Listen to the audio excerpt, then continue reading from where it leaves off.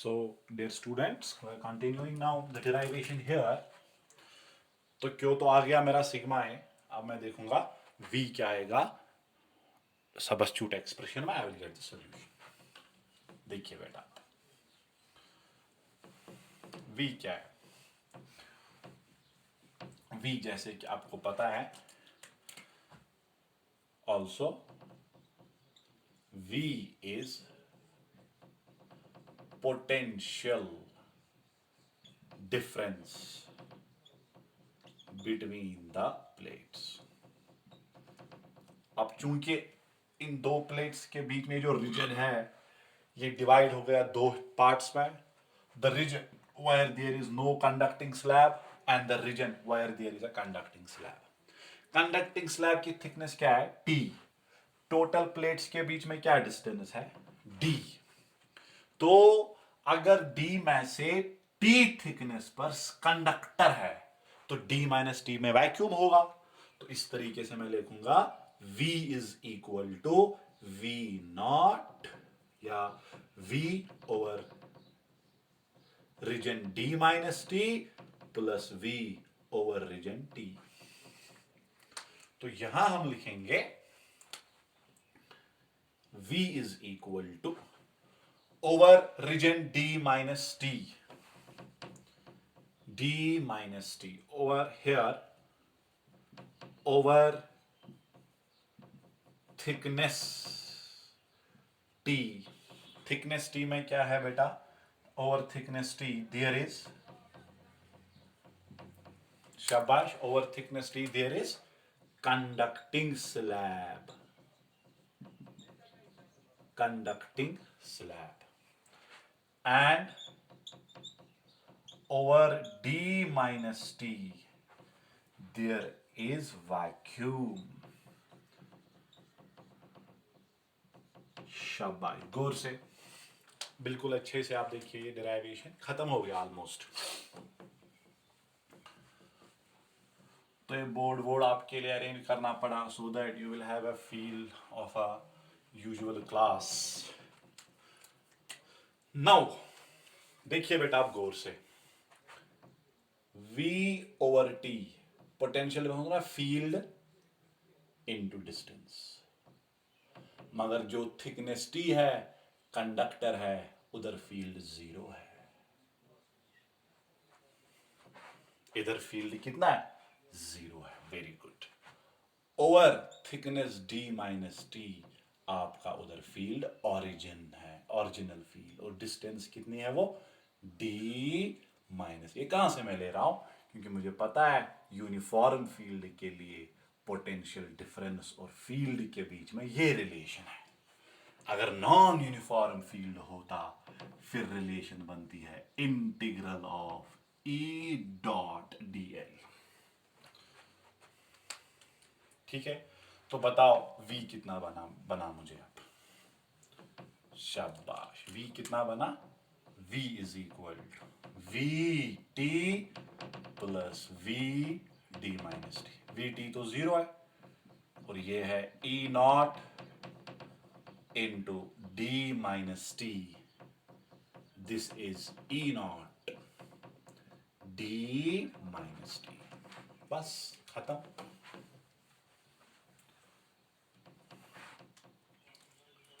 Therefore, capacitance is equal to charge stored by potential difference. It is sigma A.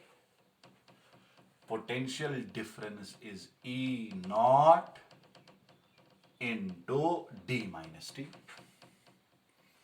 तो क्या बेटा ये ऐसे नहीं बनेगा?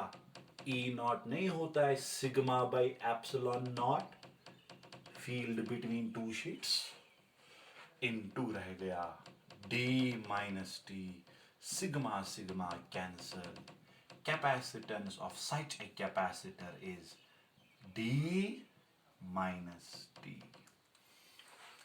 Capacitance of such a capacitor is d minus T. इस तरीके से आपको तीन एक्सप्रेशंस के पैरेलल प्लेट कैपेसिटर में आ गए। याद रखो बेटा, तीन एक्सप्रेशंस, एक epsilon not a by D, ये भी पैरेलल प्लेट है। दूसरा जो कल था epsilon not A D minus T plus T by के। आज तीसरा epsilon not A D minus t. So this is the capacitance of a parallel plate capacitor when there is a conducting slab between them. तो यहां और एक चीज जल्दी से इसको खत्म करते हैं। अगर तो मगर, तो क्या होगा अगर के साथ? if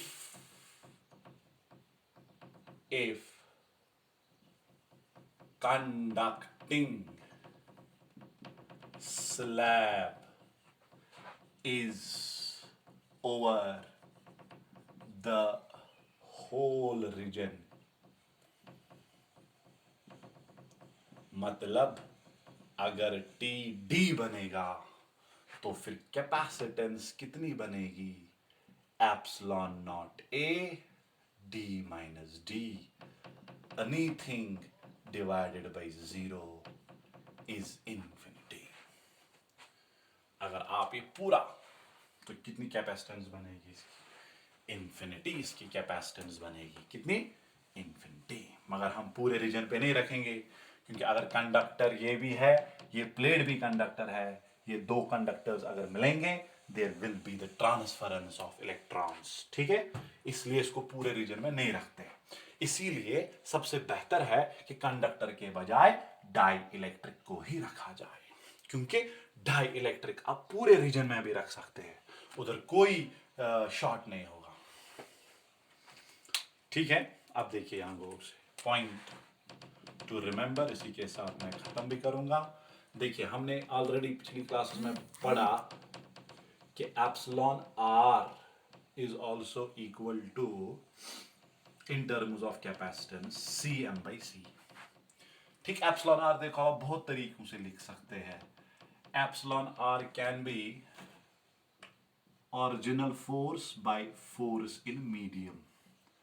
Epsilon r can be original field in medium. Epsilon rb original potential difference in medium. ठीक है, मगर कैपेसिटेंस आपने डाइलेक्ट्रिक के क्वेश्चन में देखा होगा, डाइलेक्ट्रिक से फोर्स कम होता है डाइलेक्ट्रिक रखने से मीडियम में। अगर दो चार्जेस पहले वैक्यूम में थे, उधर कुछ फोर्स था, फिर आप किसी मीडियम में रखेंगे, कम होगा। ऐसे ही फील्ड को भी, ऐसे ही पोटेंशियल को भी। नाउ कैपेसिटेंस को उल्टा होता है। ठीक है, हम अब देखेंगे for conductor.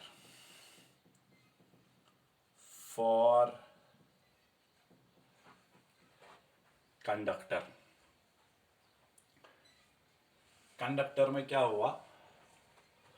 Epsilon r of conductor is capacitance of when there is a conductor, medium तब conductor है, divided by original capacitance means when there is vacuum, no medium। ठीक है, आपने अभी प्रूव किया ना, कैपेसिटेंस कितनी है? Infinity. So what is dielectric constant of conductors? Infinity. यही वजह है जब हम ये इक्वेशन लगाते हैं ना, कंडक्टर्स में k का वैल्यू इन्फिनिटी बन जाता है, 1 by infinity 0। कंडक्टर्स में q और qi सेम रहता है। That's what I have shown. Hope all the things are becoming clear, topic after topic. Now I'm left with one topic, that's Van de Graaff generator. Thank you.